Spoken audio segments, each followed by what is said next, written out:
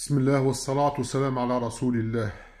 اللهم صل وسلم على نبينا محمد. اللهم صل وسلم على نبينا محمد. اللهم صل وسلم على نبينا محمد. الحمد لله رب العالمين. Assalamu alaikum wa rahmatullah wa barakatuh. Paix sur tout le monde. Bonjour, bonsoir. Je viens ici par cette modeste vidéo faire des rappels puisque nous rentrons dans le mois Mubarak. Le mois, Inch'Allah, avec Ta'a. On va jeûner avec surtout l'abstination et l'absous des péchés qu'on demande à Allah subhanahu wa ta'ala. Donc je vais essayer de faire quelques rappels de temps en temps, des hadiths que j'ai appris ou des doros que je connais, que j'écoute, donc de vous les traduire en français en donnant le sens. C'est un dors notamment d'un shir qui s'appelle Habib Abu Bakr. Et le shir, il parle de hadith à Nabi sallallahu alayhi wa sallam. Effectivement, dans la première intention, quand quelqu'un veut faire quelque chose de bien, dans le bien, eh ben, toujours, elle est saine, l'intention, elle est pure.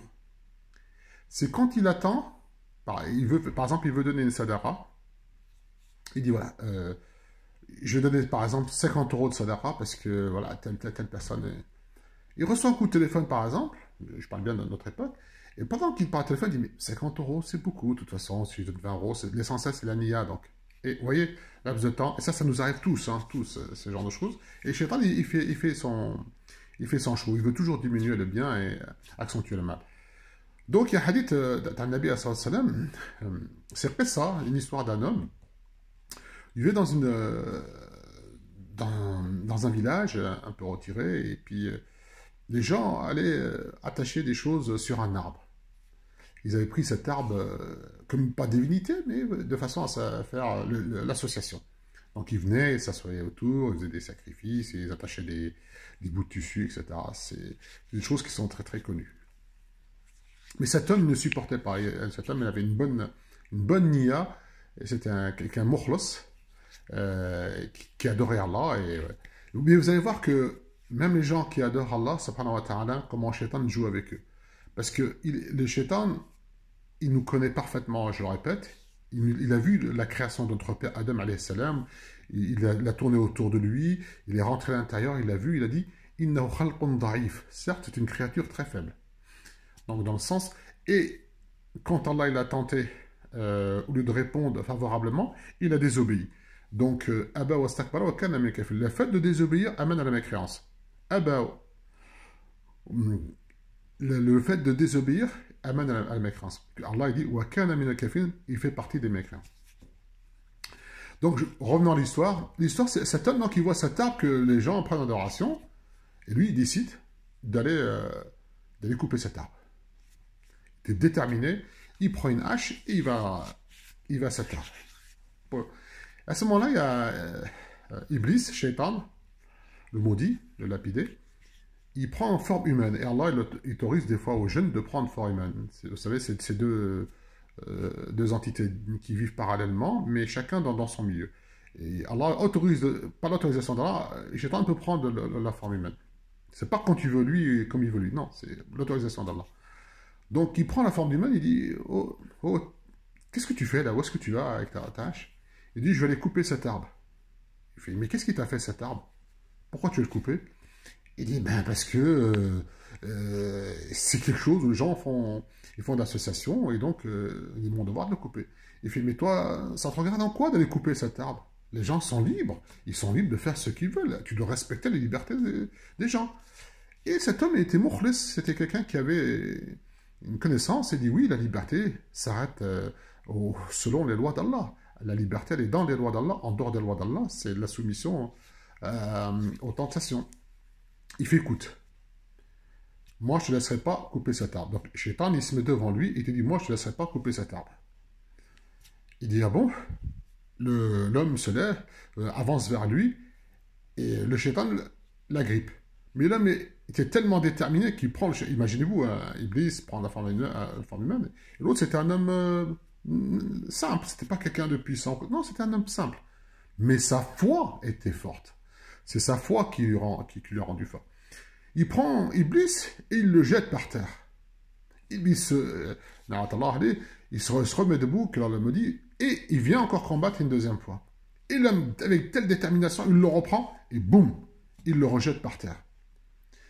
Alors Iblis, il ne lâche pas l'affaire, il se lève, il continue, il se bat avec lui, et l'homme tellement puissant qu'il n'a même pas besoin de se battre, vraiment, et dès qu'il le prend, boum. Après à ce moment-là, Iblis dit, écoute, attends, je comprends ce que tu es en train de faire, mais moi, je vais te proposer un marché. Il dit, qu'est-ce que tu me proposes? Il dit, écoute, chaque jour, je te donnerai 1 dinar, que tu pourras distribuer aux pauvres, faire ce que tu veux, des écoles, des madrasas, tout ce que tu veux. L'homme dit non. Non. Pour un dinar, non, je vais faire ce que j'ai à faire. Il fait 2, non, 5, non, 8, non, 10. Et l'homme, il dit, avec 10 dinars, regardez comment les étapes successives. L'homme, il dit, avec 10 dinars, quand même, je pourrais faire du khir, je pourrais faire du bien, je pourrais faire des madrasas, m'occuper des pauvres, etc. Donc ça nie les scènes. Mais regardez. Il fait, ben écoute, tu es sûr? Et il dit, au bout de quelques temps, si tu vois que les choses n'ont pas changé, tu pourras les couper de cet arbre. Mais le pacte entre nous, entre toi et moi, il est fait. L'homme, il accepte. Il dit, alhamdoulilah, tous les jours, il y a tel endroit, il va chercher des dinars, c'est les pièces d'or. Et lui, c'est des dinars, il ne les garde pas pour lui. C'est pour les distribuer, pour faire le khir, pour faire le bien. Un mois est passé, puis un jour, il va, pas d'argent, pas de dinars. Il attend le 2e jour, 3e jour, il retourne chez lui, il prend sa hache et il se dirige vers l'arbre pour le couper. Et Iblis reprend la même forme, le même type d'homme, il vient en face de lui et il dit, qu'est-ce que tu fais là? Il fait, mais je vais couper cet arbre. Il fait, mais pourquoi tu vas le couper cet arbre? Eh bien, il fait, parce que tu n'as pas respecté le pacte qui est entre toi et moi. Il fait, toi, est-ce que tu as respecté le pacte qu'il y avait entre toi et Allah? Regardez la science d'Iblis.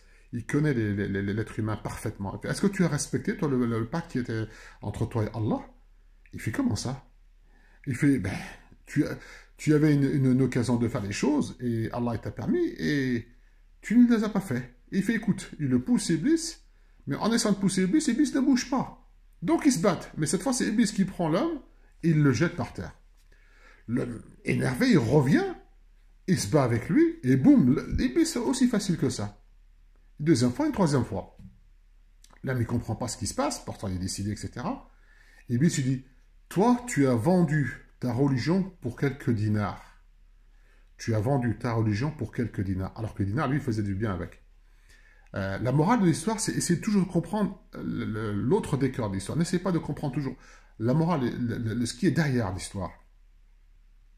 En réalité, quand on est décidé à faire quelque chose de bien, il faut aller jusqu'au bout. Il ne faut pas reculer.